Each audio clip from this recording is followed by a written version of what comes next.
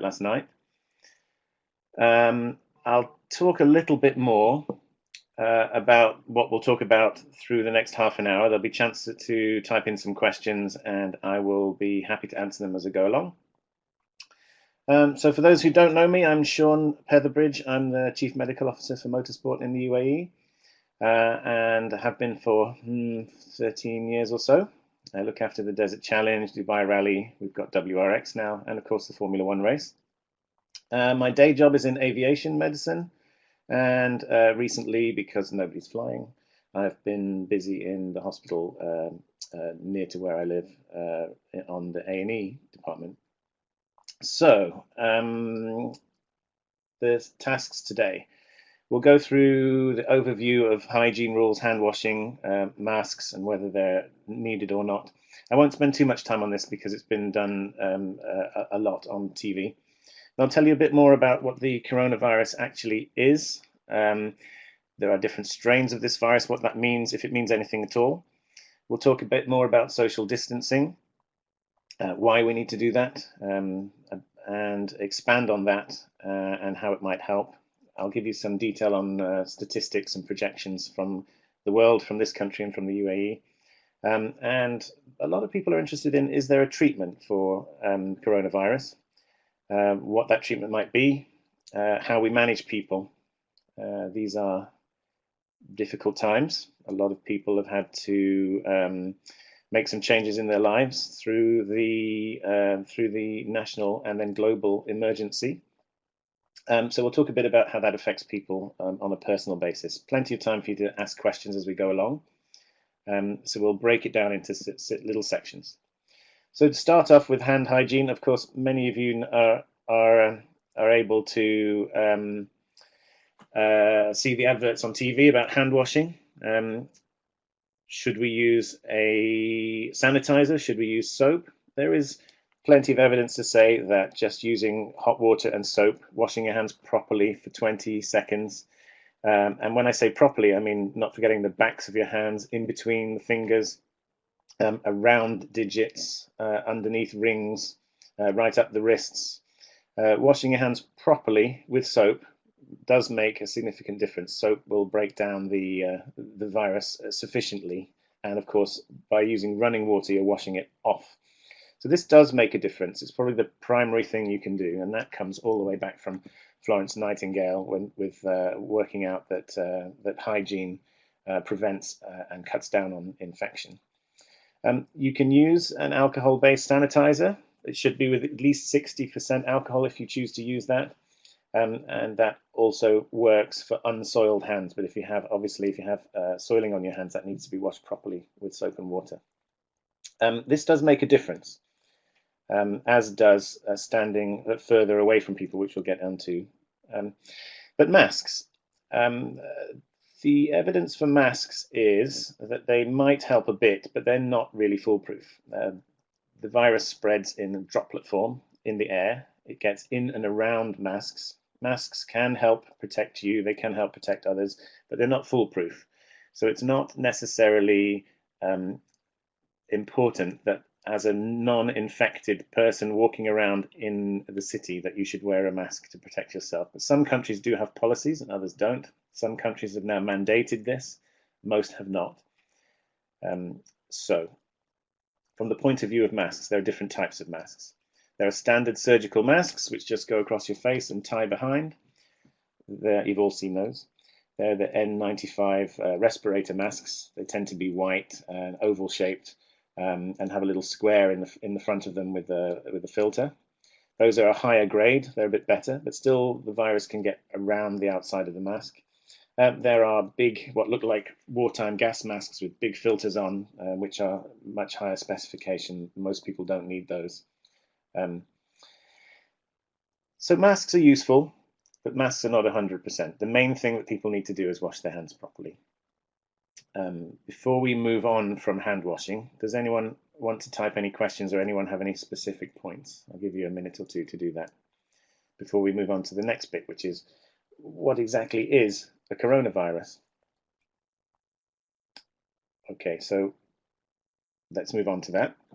So a corona is the Latin word for a crown, just like a king or a queen would wear on their head, because under the microscope, these viruses look like a ring with spiky bits that looks essentially like looking down on a crown. There are lots of coronaviruses, and you've no doubt all had one before. Um, there are many different viruses that cause coughs and colds. Coronaviruses are some of those, and most of them are not like this particular new or novel version. From the point of view of the virus itself, it was discovered to be a clinical problem at the end of December in China, hence coronavirus disease 19, COVID-19 is what the name of the disease has been called, that's caused by coronavirus. So novel or new coronavirus, or SARS-CoV-2, it's been labeled. The coronavirus, in this particular case, it was initially found that there were two main strains, an S-type and an L-type, but they're just as infectious as each other. The S-type being the original type and the L-type being a sort of daughter or evolving type. And more recently, these strains have been labeled A, B, and C, with the A-type being the original sort of Wuhan coronavirus, which has spread out to the US and to Australia, and the B-type being the daughter of that, so subtly genetically different, and then on to a C-type, the B-type being the most prevalent in the world. It doesn't really much matter what you label it. The different strains are so genetically similar that there's no real difference in disease for most people. And geneticists use them to work out how the virus is spread around the world. If you can see that one type is in one city, and then another type starts to spread in another city, you can then see a third type that goes further to another cluster of people within that city. You can work out who had it first or where it's likely come from in the pathway, which helps geneticists and epidemiologists to work out how best to lock down different cities, different countries, at which time and when the virus is most prevalent. So it's quite interesting to know how the virus may have evolved over time, because it gives an idea of how best to manage it. One further question that's just come up in here from Gordon: any value in using medical type hand cleaners like Hibiscrub? Essentially, soaps and detergents are not, well, they're slightly different, but things like Hibiscrub, chlorhexidine, more medical type things will not give you a huge advantage over just soap and water, if we're honest. If you've got them, you can use them, so that's fine. So different strains of coronavirus, and they cause different symptoms in different people. For most people who have the virus, they may have minimal or no symptoms. Might have a headache, a bit of fatigue, and for most people, they get better quite quickly. But a small number of people, something like 20% of people, will get some further symptoms in terms of wheezing or cough, or more difficulties in breathing. Of that subset, some get very sick, a very small number beyond that. And it seems that at the moment, those people who do get very sick, in the main, for the most part, say 95% of those people are people who have pre-existing conditions. They have something that makes them more vulnerable, whether it be high blood pressure, obesity, diabetes, an immune system disorder, something that means that they're already a bit ill, if that makes sense. And if you're a little bit ill already, then it doesn't take much to tip the balance a little bit further. So certainly, if I look at the hospital that I've been working in, which I won't name, but we have somewhere around 70 patients on the wards with coronavirus who are quite sick, and the vast majority of those are elderly people who have pre-existing conditions. There aren't that many people who are young with no pre-existing conditions that succumb to the virus, but they are there. And that's why another reason why we mustn't lose sight of all of us taking the right precautions. I'll go into social distancing and why in a minute. Good. So Adil has typed a question. The transfer of the virus is via droplets. Elaborate a bit more on the virus transfer and list of the pre-existing conditions then from Karam. So if we think about the N95 mask and why it might not do much good or why it might do some good via transfers via droplets. So when you cough, when you sneeze, or in close quarters to someone when you breathe, little droplets of, if you like, mist comes out of your nose and your mouth. Those droplets are so fine, they get supported on the air, so they float through the air, and they can travel a few meters. In fact, some of the latest research says they can travel maybe 6 to 8 meters over the top of a supermarket aisle, for instance. It can depend on the environmental conditions. It can depend on the air around you and the currents. But yes, those droplets do linger in the air for quite some time, and you can walk along behind somebody and inhale those droplets, even with a mask on, if it's not properly fitted and it's not the right type to, or if it's not necessarily not the right type, but if it's not medical grade mask in full protective equipment in hospital, the mask itself may help prevent some droplets, but some may get through and in and around the side of the mask or down the top. So droplet infection is essentially the way the virus spreads, and on surfaces, which is why we're not shaking hands and we're trying not to touch things, because those droplets can live on a surface, depending on the surface, for a few hours or so. So that's why not touching your face, washing your hands, and staying slightly separate from people it will minimize your risk of getting the virus. But I will emphasize that if you're a normal, healthy young person or an adult up to a certain age, say about retirement age, then your risk is really very minimal indeed. When you get a little older, and particularly if you have some underlying condition, then your risk goes up a bit, but it's still not huge. So what sort of underlying conditions? We know that the virus gets into cells through what's called the ACE2 receptor, the angiotensin converting enzyme receptor. These receptors are what blood pressure medicine, some blood pressure medicine works on. So there is a link between high blood pressure and cardiovascular disease, heart disease in general, and getting sick with this virus. We know also that it causes lung inflammation, and that inflammation is inflammation in the structure of the lungs itself. It's the interstitial, if you like, the scaffolding of the lungs and the membranes. So if you already have inflammation in your lungs, say you have bad asthma or you have chronic obstructive airways disease, then imagine if you viewed it simply as a cup. As a young person, you have not much in your cup. And therefore you can take a big fill of disease before you get close to overflowing. As an older person or a person with pre-existing condition, your cup is almost full because you're coping with that amount of disease and you haven't got much leeway, and it doesn't take much disease to tip the balance. And this is essentially in simple form why older people tend to get more symptoms. So before we leave that, let's talk about how this virus can affect you.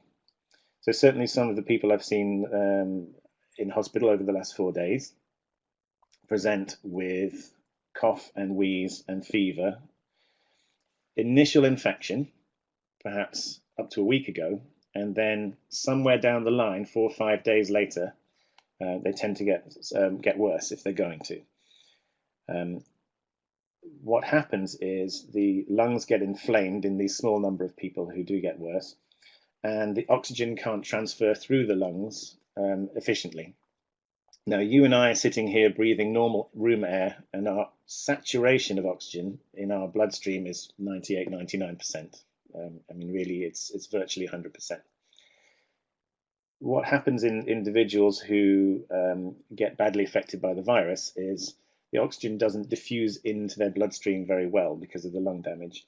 and their oxygen saturation drops down into the low 90s, some into the 80s or below. Now, there's a curve for oxygen dissociation, which you might want to Google, but many of you will know that when you go flying in the cabin, it's lower pressure. There's a bit less oxygen. You saturate to about 92, 93%, depending on the aircraft, when you're flying. So you need to be fit to fly. And if you're unfit and you go up into that low pressure cabin altitude environment, you can get dizzy, lightheaded, and obviously if the pressure drops further for some reason, then people go unconscious, hence there's oxygen on board. So imagine that if you're hit by this virus and you've got lung symptoms, that you're already down at sort of cabin altitude and you've got a pre-existing condition. That means that you can't mount any more response to get more oxygen in, and then the virus attacks your lungs more, the inflammation increases more, the oxygen level drops down into the 80s. It's then very frightening, like feeling like you're suffocating. So for those people who are very badly affected, the main treatment is simply oxygen. So for people I've seen yesterday, we put them on 10 litres, even up to 15 litres of oxygen flow per minute, brings their saturation right up, and they feel a lot better. We get them up to maybe 95, 96%, but the moment you turn the oxygen off, they drop down again. Now, for those people who get tired and who need extra help, the next stage is to push the oxygenated air into them with continuous positive airway pressure, CPAP. And of those who are properly sick, maybe 50% of them will need CPAP or more than that. Some people, though, it's not enough, and they do need ventilation. And we do know that if you need ventilation in the first 24 hours of your hospital admission, the prospects of coming off the ventilator are not fantastic. They're about 25%. But if you don't need ventilation in the first 24 hours, about 80% of people do very well. So the main treatment here is oxygen. There are other treatments, and there's a question here from Stefan. Does hydroxychloroquine work? So, a bit controversial this, for some political reasons. Hydroxychloroquine, chloroquine is an anti-malarial drug, and it does have some antiviral properties. It, let's see, well, it changes the pH in the cells, the acidity, alkalinity, so it makes it less favorable for the virus, and it helps stop the virus strands replicating. When I say strands, I mean, we've all heard of DNA. It's a double helix of genetic material. Viruses, like this particular virus, are mostly RNA, which is a single strand. They're simpler, if you like. They have a simple protein coat and one little strand of RNA. They get into the cell through that receptor that I talked about. They use the building blocks and the repair structures of the cell to make more and more copies of themselves, and then finally they burst out of the surface, lots of copies of RNA virus to spread out and infect other cells, and that's how it gets around your body.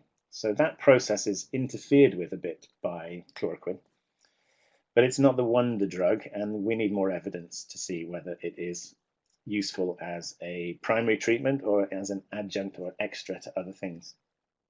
So it might have some help. That might be of some help. But other viruses replicate in a broadly similar way, like the HIV virus, for instance, which has been written about over many years. And some of the drugs developed as antivirals for that kind of treatment, remdesivir, will also have an effect on stopping virus replicating. Some of the latest treatments might be to find people who've had the virus, spin out the antibodies from their plasma, and give those antibodies to people who are very sick to help them fight the virus. So there are treatments, but the main primary treatment for people who are ill enough to be in hospital is simply oxygen. And oxygen is very easy to generate. It shouldn't be a problem in any country to make enough oxygen. A lot of the processes are readily there. So we better move on to social distancing.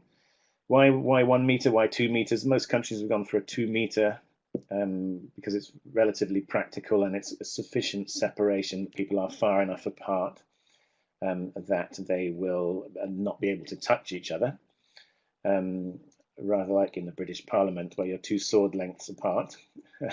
But if you're far enough apart, you are less likely to come into physical contact, and you're just a little bit further from droplet infections for the initial spread if one of you coughs or sneezes. But that social distancing really is just to cut down on that physical spread. It's not foolproof, but it helps. And spreading a virus, viruses have a replication number, an R0. So if you imagine that replication number, the number of people that the virus spreads to is 1, then one person can give it to one other person. If it's less than 1, one person is going to give it to less than one person, and the virus will eventually die out. And if the R is 2 to 3, we think that this particular novel coronavirus is about 3. One person will generally give the virus to about 3 other people. And you can see that you've got 3 infected, and then tomorrow you've got 9 infected, and then you've got 27 infected. You see how it very quickly spreads around. So the aim with social distancing is to cut that R number. We can get it less than 1. If one person gives it to less than one person, then the virus will just burn out and die out in the community. So we need people to be apart from each other, not touching each other, not sneezing on each other, not coughing each other for long enough that the R number comes down, the numbers start to turn and the curve tips. And if it's consistently heading in a downward direction, then we're beating it. And the other thing to do is to ensure that the health service in any country is not overwhelmed. So lots of people get flu every year. Lots of people die of flu every year for much the same reasons, because they're old, because they're vulnerable, because they have some pre-existing condition. And the number may end up being much the same or slightly higher or lower with flu, less this year because of the social distancing, but that number happens over a season, 4, 5, perhaps 6 months. The issue here is to make sure that we don't have all that same number within a 2, 3, 4 week period. So for any health service, not only do we cut the numbers, but we allow the health service to cope. So in which case there is enough oxygen, there are enough beds, there's enough ventilation, there's enough staff on duty who are not sick themselves, that any health service can cope. So by isolating, you allow the health service in your country to cope, and you cut the numbers. So, I mean, I can speak for the UK, and I know that at the moment there is capacity, and things are in the main managing very well, and the system is working. So, right, what next? Treatment we've talked about. Let's look at some statistics. So the latest statistics I got from my phone this morning is that there are about 1,851,000 cases registered of COVID-19, of which worldwide 114,000 deaths attributable to the virus, and I'll talk more about that in a second, and 421,000 or so people recovered. So numbers are only as good as the numbers that you generate. So that 1,800,000 are people who have been tested and found to be positive for the cases. Not every country is testing a lot of people. Not every country needs to test a lot of people, or can. And a lot of people are asymptomatic. They have no symptoms, and they may have the virus, but they feel perfectly well. And so we could estimate that there could be 10 or even 20 times more people than that who have had the virus already without knowing it. And some of those, perhaps because they shed a lot of virus, or they cough or sneeze a lot, or because of their hygiene, or because of where they live and work, maybe super spreaders. They may have spread it to more than that, 3 people, maybe 15 people or so. So there may be an awful lot of people who have had the virus who don't know it. So the number of cases will not be accurate. The number of people who have sadly died as a result of the virus have, in the main, died of their underlying condition, which perhaps has been made worse by having a coronavirus infection on top. So as I've said before, the people who have succumbed, particularly just because of the virus, may be much lower in reality. And there'll be a lot written about this after the event, when the whole thing is reviewed near the end of the year. So the problem with that is that the numbers differ from country to country. Because if you don't test people very much, but you test those who are very sick, you will find that you have a lot of people dying of the virus statistically in proportion to the number tested. Whereas if you test the entire country, your death rate may be much lower. So please don't get too hung up about the numbers. What matters here is that as a population, as a whole, that we all work together to distance, to clean ourselves, to maintain hand washing, to do all this for as long as it takes to keep the number of cases low, allow the health service to cope. So countries will vary from country to country in terms of how the numbers work and what gets disclosed in official figures, not necessarily for politics, but say here we are in a holiday weekend, the numbers may not be reported as much because of that. And come Tuesday, tomorrow, we may find that the UK numbers go up because suddenly the paperwork lands on the right desk. So from the point of view of the numbers, it's only really a few months down the line that we'll have the full picture. So here we are at past. Let's talk a little bit about emotional health during this time. I don't know if anyone has any other questions they want to type in, and I'll try and answer them as we go. From the emotional side, some of us are lucky enough to have big gardens. Some of us are lucky enough to have big bookshelves and enough finances that we can ride out this storm. But for others, jobs have been lost. They're stuck in small apartments, perhaps with young children that can't go out. It can be really quite tough for people. So we mustn't underestimate the effect that the lockdown itself has on people.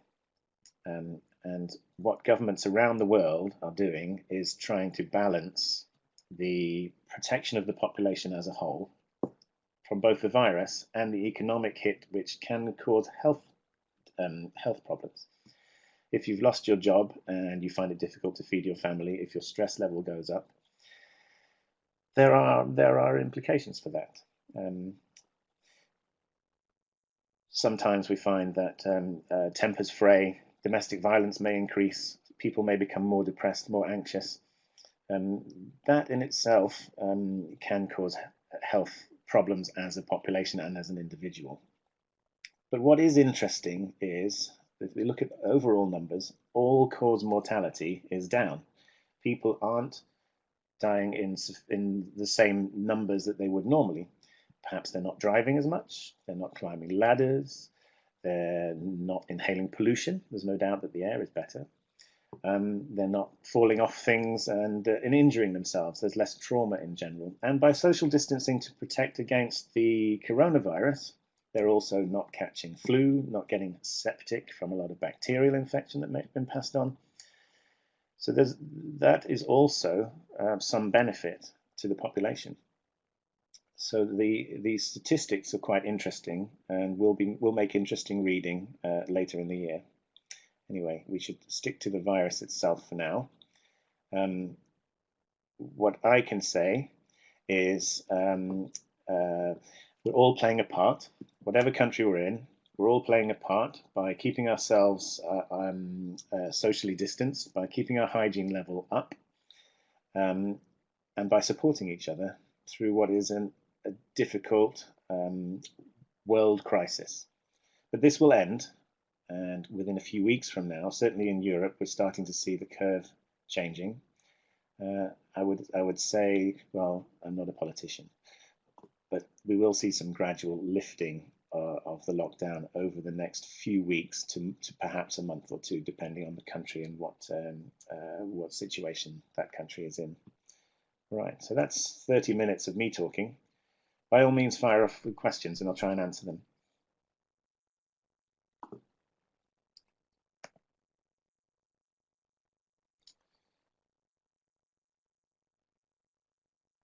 Okay, so there's a question here, a more comprehensive list of the pre-existing conditions from Karam.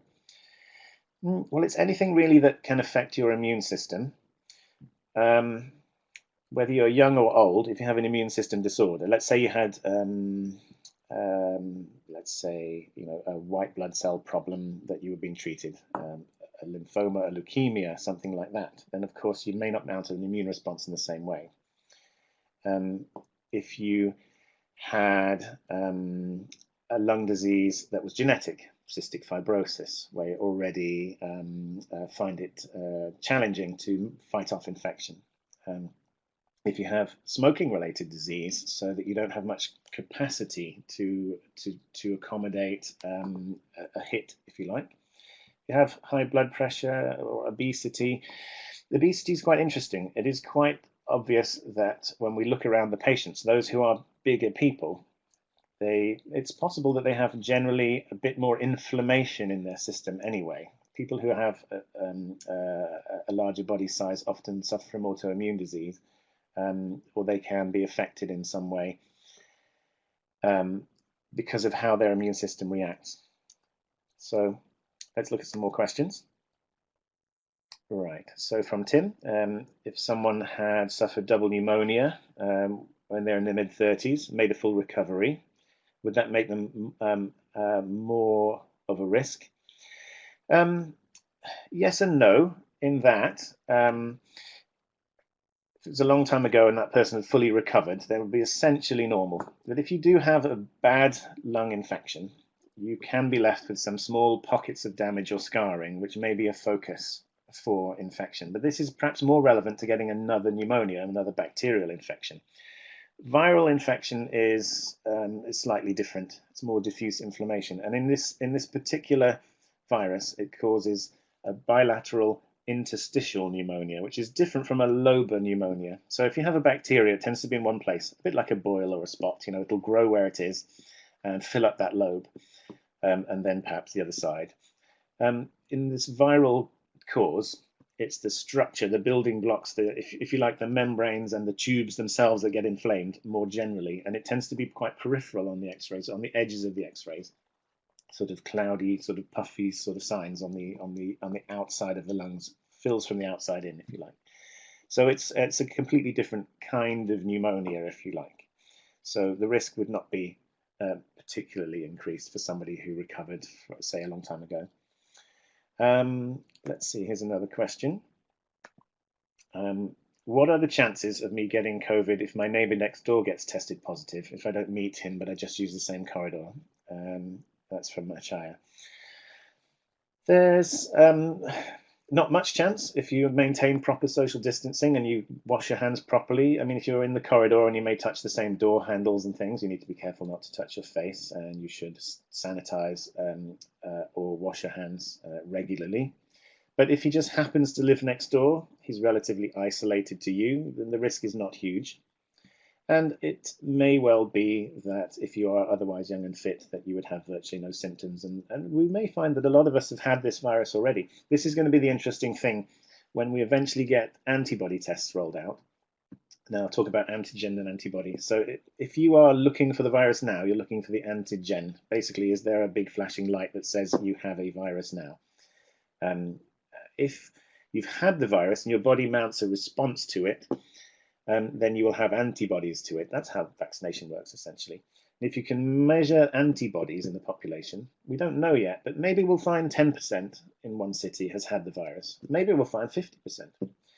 You need about 6 or 7 out of 10 people to have had the virus, and for those antibodies to be there in sufficient numbers and reliable for there to be herd immunity. So we don't really know enough about that yet, about whether we can get herd immunity. But this looks like a pretty stable virus. And if that's the case, then it's quite likely that when sufficient numbers in the community have had it, that we can, well, I mean, we can then say perhaps that we could unlock people earlier because they will have had, there'll be enough herd immunity. But it's too early really to say that. So if you have a neighbor who you know is positive, but you don't meet that person and you just maybe use the same corridors, then it's all about hygiene. Good. Let's see what other questions we have here. From Gordon. If you're asymptomatic, how long can you carry the virus? Well, somewhere 20 to 37 days in some of the literature that the virus can hang around with you. But as a general rule, if you have symptoms, once your fever has been down for 48 hours, you can probably say that you're no longer shedding virus in sufficient numbers. And certainly for healthcare professionals, we allow them back to work. If you're asymptomatic, well, you may not know, of course, unless you have a test, and you may not need a test or be able to get one, which is why the population social distancing and isolation is useful, because it can hang around with you for a number of weeks in some cases, but for most people about 14-15 days, and that was the initial quarantine time. Right, so let's see what other questions we have. Right, so from Evgeny, is any supporting medication advised, vitamins, food, etc.? We do need to be able to be healthy and strong to fight any infection. And therefore, having a normal body size, having good, adequate nutrition, being well hydrated, well rested will help you with any infection. And this infection is no different. So no specific medications or vitamins or types of food that will help prevent the infection or help you get better here. Just being generally healthy. Good. So, and there's a question from Evelyn. Do you think that using a salt inhaler will help keep the lungs healthy? Well, similar to my question answer to Tim about pneumonia. Essentially, this is a different kind of infection when it comes to bronchitis and pneumonia. Using salt in itself won't make any huge difference. I mean, really, this is just about good hygiene. So, from Rob, is there a likelihood of the mutation of this strain resulting in a second wave? There is, but not necessarily the mutation. If we release people from a lockdown too early, then we may find that the infection springs up again because people start mixing again. So if we start opening restaurants and bars and nightclubs too early, then we'll get the R number to go up and more people will get infected and we'll have a second bounce, which is why it's going to have to be quite carefully managed, the unlocking. And it may be that social distancing has to carry on for a while and that some meeting places have to be put on hold for a while, like some bigger sporting events or places where a lot of people are in dense population. So there could be a second wave, and that's why managing that carefully rather than unlocking altogether will be important, and that's a matter for each individual country and government. Yes, so from Clive, some interesting analysis regarding BCG vaccination, and is it likely that provides some protection? That looks, from what I've read, that looks quite interesting, but it's the old BCG vaccination, and in the population that had it when they were in their childhood. As in the UK, it was given at the age of 13. And somewhere around 2005, we stopped doing that for children in general because tuberculosis, that the BCG vaccination is to protect against, died out. It's quite possible that the antibodies you have against tuberculosis, if you had the old-fashioned BCG vaccination, confers some small level of protection. And there are some studies that show that those who've had it are less likely to end up in extremis and in hospital. Again, the jury is out. There's not enough evidence to be sure, and this is something that will come out later when enough evidence is there. Is it possible for me to recover and get infected again, from VJ? We don't know enough yet. It may be that some of those who think they've had it twice or have been tested positive twice, this may be because the test itself, the antigen test, has not been 100% reliable. And it could also be that the antigen hangs around for a while, and so you essentially recover but remain positive. It would be theoretically possible for the virus to mutate enough that your immune system didn't recognize it, but it's mutating, it seems, very slowly, and each strain is much the same. So it's more likely than not that you would have immunity after having had the virus and not get it again, but we don't know enough yet. Certainly, if you look at flu, hemagglutinin neuraminidase, that's H and N. You remember flu from H1N1, H5N1. These parts of the flu virus which is not coronavirus, but they mutate over roughly about a 7-year cycle. So for that 7 years, on average, say, you may be able to catch that same flu virus again. So down the line, it may be that this coronavirus hangs around in the world community and that it pops up here and there over the next few decades and causes a bit of an issue. So I understand I can talk for about an hour, so I'll carry on talking. Let's see what other questions we have here. What do you think about the next months in terms of people going from country to country? So from Percival. Well, I work in aviation normally, in aviation medicine, and currently nobody's much flying at the moment. So British Airways are doing about 5% of flights repatriating. Virgin are on the ground, EasyJet are on the ground, Ryanair are on the ground. And this is because every country, certainly in my part of the world, and they are not flying for government reasons. Each country has locked their own borders in their own specific way. I think this will depend on each country opening up their borders as they feel fit, and this will depend on the number of cases in each particular country and how their hospital system is coping and what we intend to do as individual countries to protect our borders, protect our risk of infection. The virus spreads very quickly, as you've seen, and in the main, at the moment, most countries are following a very similar plan in terms of a lockdown and social distancing. They all vary slightly, and there's some interesting. Scandinavia is interesting because Sweden are not doing a significant lockdown at all, but the other countries are.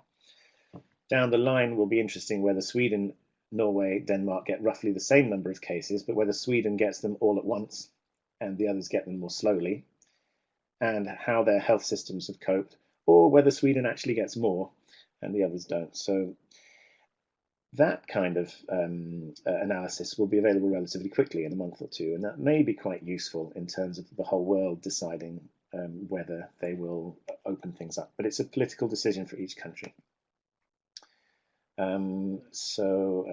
Masks we've talked about. And then a question from Tim, why would the virus simply not surge again when we're all unlocked?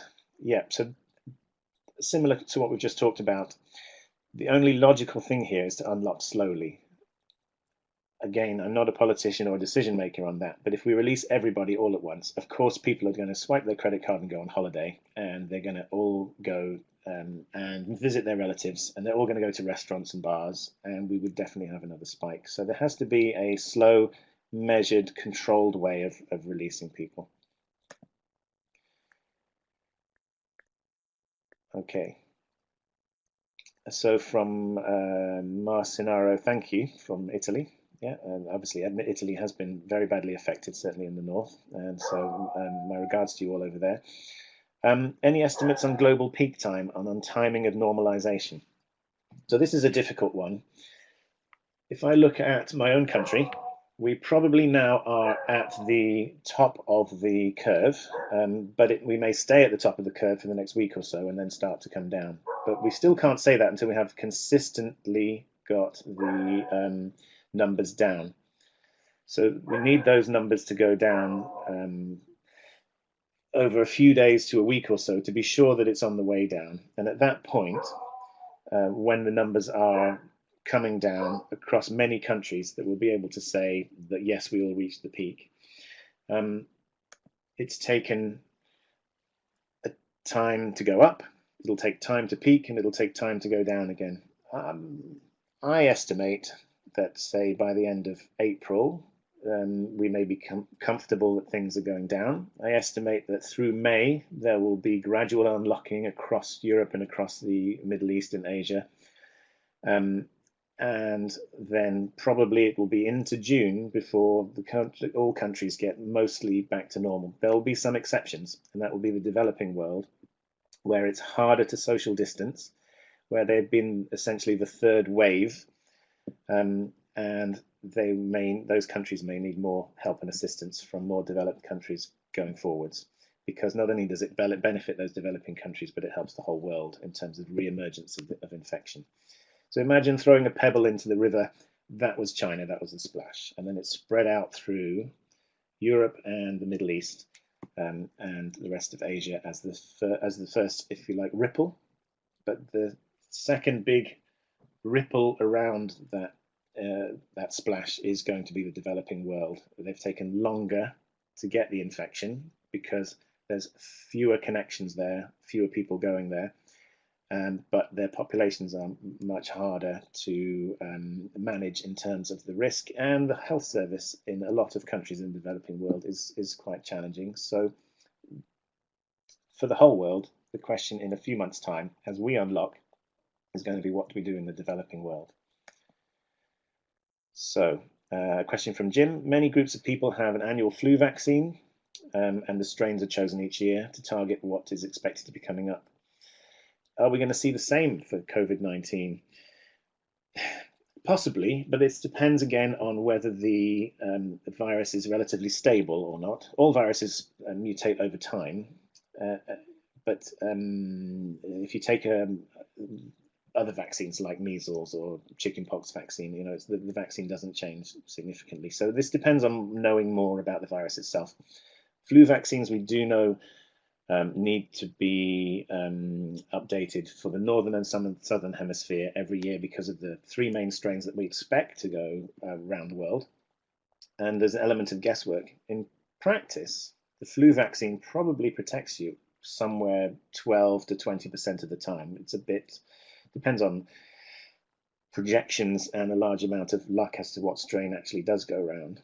So what's quite likely is that 12 months from now, perhaps 18 months, perhaps 9 months, depending, there will be a vaccine for COVID-19 and it will be rolled out. There are about 70 different groups working on the vaccine. There are about 3 promising laboratories who are likely, they're not technically in competition, it's a global effort, but they are likely to come up with a vaccine. And I'd guesstimate that it would be this time next year. It's not going to affect the current politics. Does closed circulation type of ultraviolet lamps effective indoor? Evgeny, I'm not so sure about that. I don't know quite how to answer that question. There is some science behind using ultraviolet light to kill bugs in general. I think that's more bacterial, but that's not something I'm a specialist at, so I don't know quite how to give you a proper answer. But certainly couldn't do any harm to anyone. Right. Yeah, vaccine. How long will it take to invent the vaccine? We've talked about that just now. Have there been any extra recommendations made due to Ramadan coming up soon? Well, that's a matter for countries where Ramadan is strictly observed. But what is very interesting, of course, is that it's quite normal with prayers in Muslim faith to be clean and to wash regularly. And it's often the case that people greet differently. So there may well not necessarily need to be any major changes, but each country that observes Ramadan will give out their own formal recommendations, I'm sure. So that's a thank you. Well, thank you for saying that, Dario. Why the discrepancy between male and female positive cases from Karim? Yeah, this is, again, quite interesting. There are some factors that seem to make people worse. Or at least allow them, the virus to have more of an effect on them. And one of those is being male. Somewhere around 7 out of 10 as a male, as opposed to 3 out of 10 sick patients in hospital, are male. So why more males? It could be that males suffer more cardiovascular disease or have more high blood pressure. It could be that their immune systems act slightly differently. Could there be some truth in the whole man-flu myth after all? I mean, this is not flu, of course, but it could be that we eventually find that the male immune system is subtly different, perhaps. More likely, they tend to have more underlying conditions, but there's a lot that we don't quite know about that.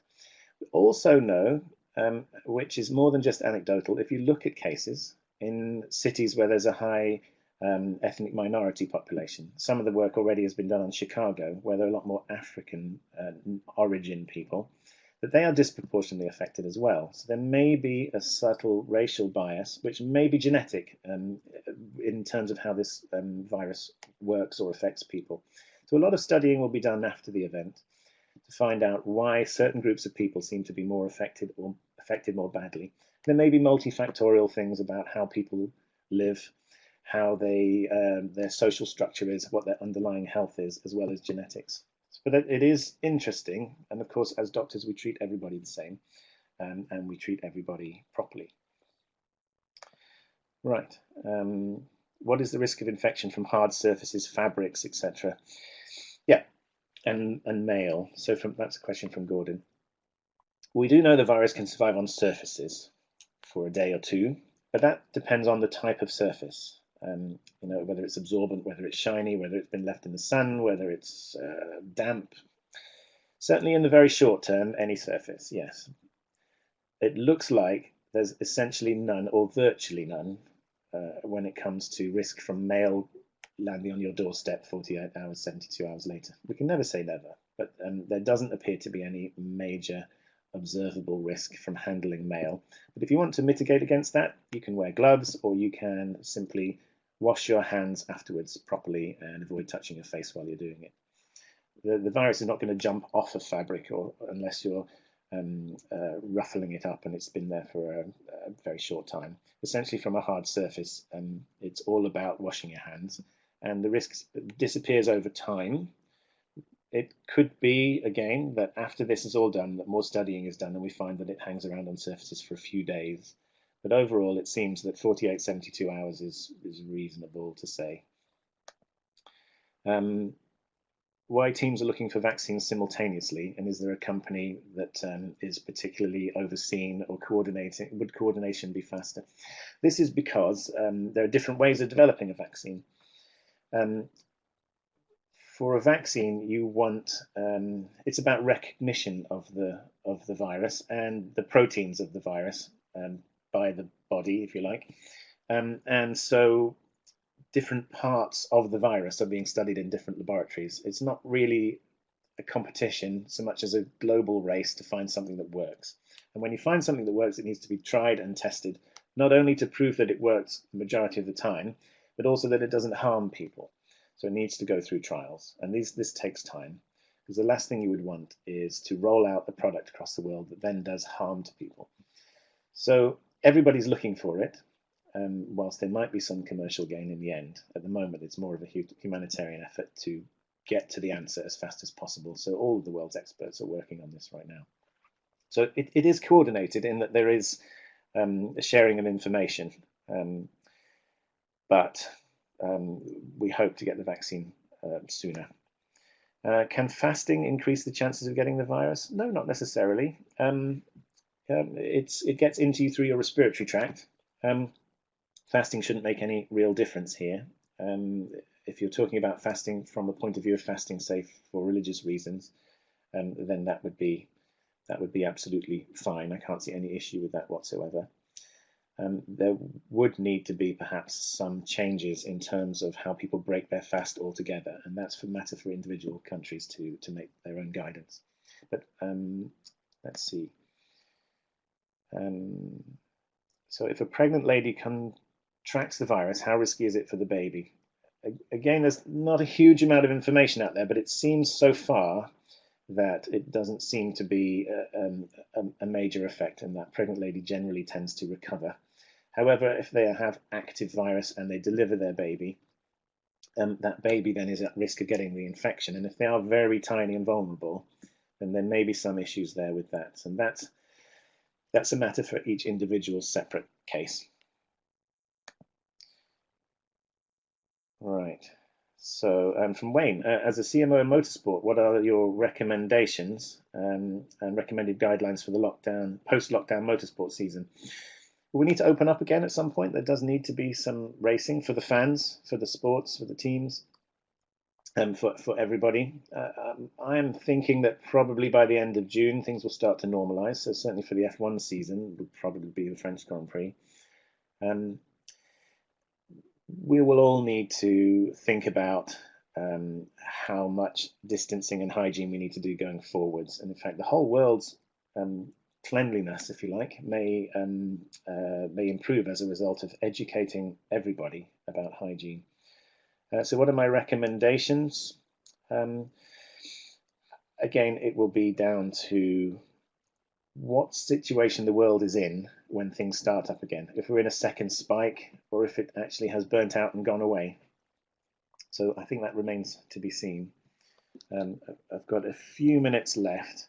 I think I'm going to aim to stop on the hour so that we have a nice 60-minute spread. So I'll just pick one or two other questions. Right. Fine. Yeah, also to carry on then for your question, Wayne, from an operational or medical support, there may need to be some temperature checking, there may need to be some isolation areas going forwards at events, and there may need to be a few more medical staff or a bit more of an ability to isolate or transport people who may show positive symptoms if we end up in a second wave. Okay, and fine. So yeah, so again, another question from Evgeny about the second wave of the virus. So this will be studied, and we won't know until the population gets back to relatively normal operations as to whether there will be a little spike, not much of a spike, or or a proper another wave. It's likely that if there's another wave of infection, that it'll come later in the year, October, November time, and at about the time we'd normally see a sort of flu season. It would likely be lower. But this depends how long the lockdown stays for. Obviously, there are economic and health damage, as well as there's damage as well as benefit with the lockdown. If the lockdown continues for too much longer, then it has to be balanced against the benefits. But the longer you can keep it, the less likely there'll be another spike, and the longer you keep a bit of sensible social distancing after that, the less likely there'll be a second wave. So there we are. I hope that was useful, and I'm happy to do this again sometime, maybe in a week or two's time if the situation has changed. We have covered general hand washing. We've covered what the virus is. We've covered social distancing. We've talked about some statistics. And we've talked about what treatments they might be and how effective they might be and the effect on the world in general. I think if you have any further questions, I'm quite happy to answer them in any spare time I have. If you want to email me, cmo@emso.ae. If you haven't been able to answer your question now, I can certainly try my best. I'm back in the NHS at the weekend, doing nights in a hospital near where I live. And we'll see, hopefully after the next week, we'll have some more statistics about how the world is faring. In the meantime, I wish you all the best and stay well, stay healthy. Okay, thank you.